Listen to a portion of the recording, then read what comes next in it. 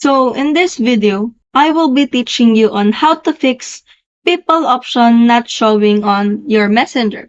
So first, you just have to navigate to your Play Store if you're using Android or simply navigate to App Store if you are using iOS. And then navigate to your search bar and just simply search for Messenger.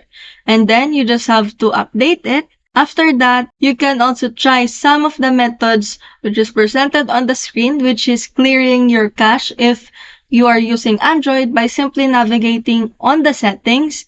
Just click the apps and find Messenger.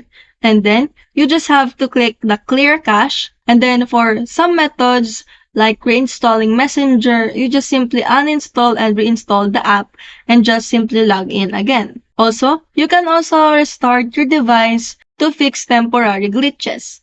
And then, you can also check your internet connection and make sure that your internet connection or even your mobile data is stable. And you can also try downloading or using Messenger Lite, which is only available on Android, and see if the feature appears. You can also contact their support. Just navigate to Messenger settings, click the help, and then report a problem and describe the issue.